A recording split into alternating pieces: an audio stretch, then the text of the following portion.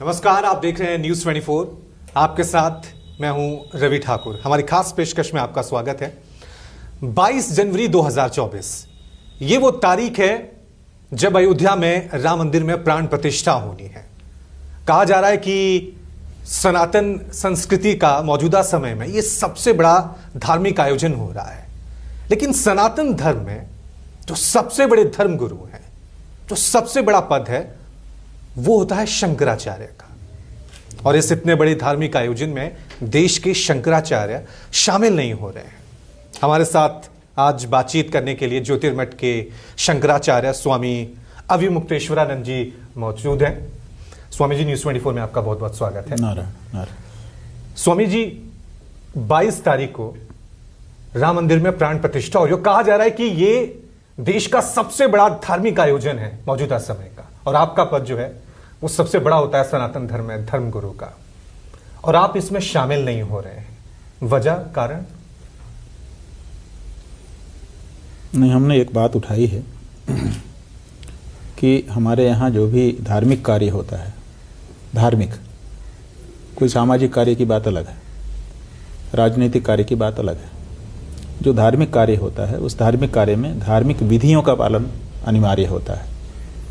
तो शास्त्र विधि के अनुसार कार्य होना चाहिए, क्योंकि हमारे यहाँ ये कहा गया है, यह शास्त्र विधि मुत्सृज्य वर्तते कामकारतः न स सिद्धिम अवाप्नोति न सुखम न पराम गतिम। शास्त्र की विधि की अवहेलना करके धार्मिक कार्य नहीं किए जा सकते। तो ऐसी परिस्थिति में हमने अनुरोध किया वक्तव्य के माध्यम से कि मंदिर पूरा बन जाने दिया जाए, क्योंकि अधूरे मंदिर में भगवान की प्रतिष्ठा उचित नहीं है। मंदिर पूरा बन जाने दिया जाए, उसके बाद प्रतिष्ठा की जाए, इतनी सी बात है। आपको निमंत्रण मिला है? भगवान के यहाँ जाने के लिए वैसे तो किसी निमंत्रण की आवश्यकता नहीं होती है, लेकिन आप तकनीकी रूप से पूछ रहे हैं, इसलिए बता रहे हैं कि हमें कोई निमंत्रण नहीं मिला है। आपको लगता है कि जो सबसे बड़ा पद होता है शंकराचार्य का, वहां पे उनको शामिल होना चाहिए था? और आपका मैंने एक इंटरव्यू भी सुना जिसमें आप कह रहे हैं कि मैं एंटी मोदी नहीं हूं, लेकिन हम एंटी शास्त्र भी नहीं जा सकते हैं। जी, तो ये शास्त्र क्या कहता है? क्योंकि मंदिर निर्माण को लेकर एक तरफ एक संतों का वर्ग है जो उसमें शामिल हो रहा है, बड़े जोश खरोश के साथ उसमें कह रहा है कि बड़ा दिन है, राम जी का स्वागत किया जा रहा है, और दूसरी तरफ कहा जा रहा है कि ये एंटी शास्त्र पूरा धार्मिक आयोजन हो रहा है। तो शास्त्र इसको लेकर क्या कहता है? देखिए, शास्त्र कहता है, कोई भी वास्तुशास्त्र उठा के देख लीजिए जिसमें मंदिर के बारे में चर्चा की गई, हर शास्त्र कहता है प्रासादो देव रूपस्यात्। जो प्रासाद होता है, प्रासाद माने भवन, मंदिर, वो देव रूप होता है। माने जो मंदिर में जब हम जाते हैं तो जो बाहर से दिखता है पूरा मंदिर, वो देवता का शरीर होता है, और जो मूर्ति होती है वो देवता का आत्मा होती है, प्राण होता है। तो ऐसी परिस्थिति में वो प्रासाद जो है वो देव रूप है। और फिर उसमें कहा गया है शिखरस्तु शिरोज्ञेयो, जो शिखर है वो उसका सिर होता है। तो अभी सिर बना ही नहीं, आप धड़ में प्रतिष्ठा कर दे रहे हैं, ये कैसे हो सकता है? तो ये उचित नहीं है धर्मशास्त्र की दृष्टि से, राजनीति की दृष्टि से और किसी समाज की दृष्टि से भले इसको सही कहा जा सके, लेकिन धर्म की दृष्टि से जब हम देखते हैं, शास्त्र की दृष्टि से देखते हैं, तो ये उचित नहीं है। इसीलिए हमारा अनुरोध था कि मंदिर को पूरा बन जाने दिया जाए, तब धूमधाम से प्रतिष्ठा की जाए। मुहूर्त को लेकर भी एक नया विवाद शुरू हुआ था। आपका ही सुना था कि रामनवमी के दिन ये शुरुआत होनी चाहिए, तो उसको लेकर भी आप कुछ कहें? नहीं, मुहूर्त के बारे में ये है कि अभी कोई प्रतिष्ठा का मुहूर्त नहीं है। जो मुहूर्त बताने वाले ज्योतिषी जी हैं, उनका भी हमने चैनलों में देखा, लोगों ने हमको दिखाया, तो वो भी कह रहे हैं कि हमसे जनवरी में ही मुहूर्त मांगा गया था, इसलिए हमने जनवरी में जो अच्छा समय था बता दिया। तो अब सवाल ये है कि जनवरी में ही क्यों उनसे मांगा गया कि इसी में हमको दे दीजिए? इसका मतलब है कि कोई चाहता है कि मुहूर्त की ज़रूरत नहीं है, हमको तो अपनी सुविधा के अनुसार करना है, ये बात है। स्वामी जी, क्योंकि सिर्फ आप ही नहीं हैं जो इसमें नहीं जा रहे हैं, और भी शंकराचार्य हैं जिन्होंने इसका विरोध जताया, तो बाकी शंकराचार्यों से आपकी कोई बातचीत हुई है? इस बात को लेकर कोई चर्चा हुई है कि नहीं ऐसे होना चाहिए था, ये होना चाहिए था? आप मिलकर, ये आपका व्यक्तिगत निर्णय? देखिए, हम लोग ये मानते हैं कि हम चार जले भले हैं, लेकिन हम चार इसलिए हैं क्योंकि हमारा क्षेत्राधिकार अलग अलग है। उत्तर भारत उत्तर वाले का है, दक्षिण भारत वाले का है, पूर्व पश्चिम भारत उनका है। तो क्षेत्राधिकार की दृष्टि से हम 4 हैं, लेकिन सनातन धर्म की दृष्टि से हम 1 हैं। क्यों? क्योंकि हमारे शास्त्र 1 हैं। चारों शंकराचार्यों के शास्त्र तो एक ही हैं, इसलिए चारों में कोई मतभेद कभी हो ही नहीं सकता। एक और चीज जो मैं आपसे जानना चाह रहा था कि अभी ये हो रहा है, इसको लेकर राजनीति भी शुरू हो गई है। कांग्रेस ने आपका पक्ष लिया, कांग्रेस ने आपका समर्थन लिया, तो उन्होंने कहा कि आप कांग्रेस की तरफ से ज्यादा बोल रहे हैं। तो क्या आपको लग रहा है कि आपके बयान पे कि जब आप शास्त्र सम्मत बातें कह रहे हैं, उसको लेकर ये राजनीति करना कितना सही है और क्यों की जा रही है? देखिए, ये तो राजनीतिज्ञों से पूछिए कि वो क्या राजनीति कर रहे हैं। हमारा बयान किसी समय किसी के अनुरूप हो सकता है, क्योंकि जब हम कोई बात कहेंगे तो किसी न किसी के विरुद्ध होगी, किसी न किसी के अनुरूप होगी। तो जिसके अनुरूप होगी वो उसको लेके उड़ जाएगा, जिसके विरोध होगी वो विरोध करने लगेगा। तो लेकिन हमारी बात किसी को ध्यान में रख करके कही गई है, ऐसा नहीं है। हमारी बात केवल धर्मशास्त्र को ध्यान में रख करके कही गई है। और हम इसलिए 2 कारण हैं हमारे जिसके कारण हम ये बात उठा रहे हैं। किसी के प्रति राग या द्वेष के कारण नहीं, किसी राजनीति के व्यक्ति का खिलौना बन करके नहीं। हमारी समस्या क्या है? एक, हमारे यहाँ ये कहा गया है कि अगर शास्त्र विधि की अवहेलना करके कोई धार्मिक कार्य किया जाएगा तो उसका कुफल होता है। वो जो लोग यजमान बन रहे हैं, जो आयोजन कर रहे हैं, और जो उसमें सम्मिलित जनता है, उसके ऊपर उसका फल कल को आ सकता है, कुफल आएगा। दूसरे, यह हमारे यहाँ ये कहा गया है कि यद्यदाचरति श्रेष्ठः तत्तदेवेतरो जनः सह यत् प्रमाणम कुरुते लोकस्तदनुवर्तते। इसका मतलब है कि महान पुरुष, बड़े लोग, महाजन जैसा कर देते हैं, फिर वही लोगों के लिए उदाहरण बन जाता है और फिर लोग वैसा ही करने लगते हैं। तो अधूरे मंदिर में एक जगह अगर बड़े मंदिर में प्रतिष्ठा हो गई तो जाने जगह सब जगह फिर लोग अधूरा मंदिर बना के ही प्रतिष्ठा करने लग जाएंगे। तो जो शास्त्र के विधि है, नियम है, उसका अपलाप होने लग जाएगा। तो इसीलिए जहाँ महाजन हो वहाँ पर बहुत बारीकी से चीज़ों का विचार किया जाता है, क्योंकि लोग उसी को नज़ीर बनाते हैं। तो इन 2 कारणों से हमको अपनी बात कहनी पड़ रही है। किसी के पक्ष में विपक्ष में हम नहीं बोलते, क्योंकि अब मंदिर बन ही रहा है और मंदिर श्रेय बनने को लेकर अलग अलग संगठन है, राजनीतिक पार्टियां हैं, बीजेपी इसका श्रेय ले रही है, सरकार इसका श्रेय ले रही है।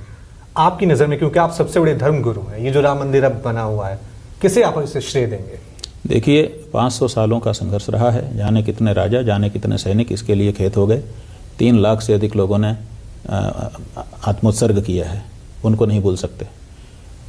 के नैयर जो कभी कलेक्टर थे, उन्होंने 22-23 दिसंबर की रात्रि में वहाँ पर मूर्तियाँ रख दी गई थी, उसमें सहयोग किया था। बाद में उन्होंने उन मूर्तियों की सुरक्षा की और उनको नौकरी भी अपनी छोड़नी पड़ी थी। उनको श्रेय नहीं जाएगा? उसी तरह से रामचंद्र परमहंस और दूसरे जिन महात्माओं ने वहाँ पर मूर्ति ले जा कर के रात को रखी थी और भगवान को विराजमान किया था, उनको श्रेय नहीं जाएगा? जो अभिराम दास निर्मोही अखाड़े के, जिन्होंने वहाँ पर मेला लगवाना शुरू किया, जिन्होंने वहाँ पर चबूतरा बना करके वहाँ पर भगवान श्री राम का संकीर्तन शुरू किया, इसके लिए संघर्ष तारी किया, उनको श्रेय नहीं जाएगा? जब जो कार सेवक आए वहाँ पर, उन्होंने ढांचे को ढा करके जो पुरातात्विक उत्खनन है उसका मार्ग प्रशस्त किया, उनको श्रेय नहीं जाएगा? जो नरसिंहा राव वहाँ पर मिलिट्री लगा करके वहाँ पर तंबू तानने का अवसर देते हैं, उसमें सीढ़ियाँ बनाने का अवसर देते हैं, वहाँ पर मूर्ति मंगवा करके, जो मूर्ति गायब हो गई थी, दूसरी मूर्ति राजा साहब के घर से ला करके 4 भाइयों की वहाँ स्थापित करके पूजा अर्चना करने का अवसर देते हैं, उनको श्रेय नहीं जाएगा? नरेंद्र मोदी को देंगे? उसी तरह से अब तो हम तो सीक्वेंस में आ रहे हैं, लेकिन आपको तो धैर्य नहीं है, आपको तो नरेंद्र मोदी का केवल सुनना है, बाकी कुछ आपको बाकी तो कुछ दिखाई ही नहीं देता। प्रश्न कर रहा हूं जो मौजूदा आज की मीडिया का यही नियम है कि उनको नरेंद्र मोदी की सिवाय कोई बात करो उनको सुनना ही नहीं है। राम जन्मभूमि का आप पूछते हैं किसको श्रेय जाएगा? हम एक सिलसिलेवार 500 साल से लेकर के बताते आ रहे हैं। अगर आप धीरज रखते तो नरेंद्र मोदी का भी नाम आता, बिल्कुल, लेकिन आपको धीरज ही नहीं है। मौजूदा समय में, क्योंकि आप नरसिम्हा राव जी का आपने जिक्र किया, तो मुझे लगा मौजूदा समय के जो भाई नरसिम्हा राव का हमने सीक्वेंस में नाम लिया, एक एक घटना के बाद हम नाम ले रहे हैं। आप नरेंद्र मोदी का ही सुनना चाहते हैं? नरेंद्र मोदी का भी श्रेय है।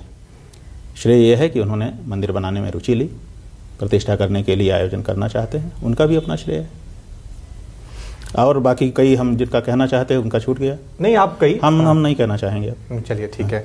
एक नरेंद्र मोदी का कहो। एक, क्योंकि इसको लेकर हम जैसे ही कह रहे हैं क्योंकि इस वक्त देश में जो माहौल बना हुआ है वो कहा जा रहा है कि ये सरकार हिंदुत्व को लेकर बड़ा अमृतकाल चल रहा है, देश के सनातन धर्म के लिए बहुत अच्छा चल रहा है। लेकिन दूसरी तरफ एक पक्ष होता है जो कहता है कि राजनीति में धर्म की जगह नहीं होनी चाहिए। शंकराचार्य के तौर पे आप क्या समझते हैं, सरकारों का धर्म के प्रति क्या रोल होना चाहिए? अभी जो चल रहा है उसे मौजूदा परिस्थितियों में आप कैसे देखते हैं? देखिए, दाल में नमक होना चाहिए कि नहीं होना चाहिए, यह सवाल है। कोई कहे कि नहीं होना चाहिए, वो भी गलत, और कोई कहे कि होना चाहिए खूब, वो भी गलत। उसका एक रेशियो है, एक अनुपात है। अनुपात में अगर उसमें हल्दी नमक रहेगा तो वो गुणकारी है, और अनुपात से अगर ज़्यादा हो जाएगा तो पूरी दाल को भी खराब कर देगा। तो राजनीति में धर्म, धर्म में राजनीति थोड़ी बहुत ठीक है, जितना उसका अंश बनता है। लेकिन धर्म के क्षेत्र को राजनीति आकर के आच्छादित कर ले, राजनीति के क्षेत्र को धर्म जाकर के आच्छादित कर ले, ये दोनों गलत है। तो जो राम मंदिर के जो ट्रस्ट के अधिकारी हैं उनसे आपकी कोई बातचीत हुई थी इसको लेकर?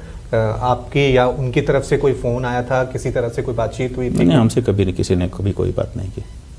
आपको लग रहा है कि शंकराचार्य इनका बड़ा पद है और इनका काम होता है, जो पद पे बैठे होते हैं, पावर पे, सत्ता पे बैठे होते हैं, उनको सलाह लेना। लेकिन आज खुद देश के जो नेता हैं वो खुद धर्म का संदेश दे रहे हैं, खुद ही फैसले कर रहे हैं जैसे आप कर रहे हैं। ये इस तरफ देश की राजनीति आप जा रही है कि संतों से सलाह नहीं ली जा रही है, फैसला थोपा जा रहा है। यही तो बात है कि धर्म के कार्य में धर्माचार्य से सलाह लेनी चाहिए। जैसे स्वास्थ्य का कारण आ जाए तो डॉक्टर से सलाह ली जाएगी, वकील से नहीं। उसी तरह से धर्म का कार्य आ जाएगा तो धर्माचार्य से सलाह ली जानी चाहिए। तो धर्माचार्यों का जो ट्रस्ट शंकराचार्यों का बना हुआ था उसको तो हटा करके इन्होंने अपने कार्यकर्ताओं का ट्रस्ट बनाया। इसी से पता चलता है कि धर्माचार्यों की राय उनको लेना नहीं है। आपको लगता है कि इस वक्त संतों का सिर्फ एक वर्ग है जिनका पक्ष लिया जा रहा है, जो शास्त्र को जानते हैं, उनकी नहीं सुनी जा रही, यही कहना चाह रहे हैं? अब किसकी सुनी जा रही है, किसकी नहीं सुनी जा रही है, हम तो ये नहीं कह सकते। हम ये कह रहे हैं कि मंदिर पूरा हो जाए उसके बाद प्रतिष्ठा की जानी उचित है, और कह रहे हैं, वहाँ जाके रोकने नहीं जा रहे हैं। हमारा काम है उचित बात को कह देना, मानना ना मानना अगले का काम है। चलिए स्वामी जी, बहुत बहुत शुक्रिया हमारे साथ बातचीत करने के लिए। आपने बड़ी बेबाकी से अपनी राय रखी और उम्मीद करते हैं कि ये संदेश आगे तक भी जाएगा।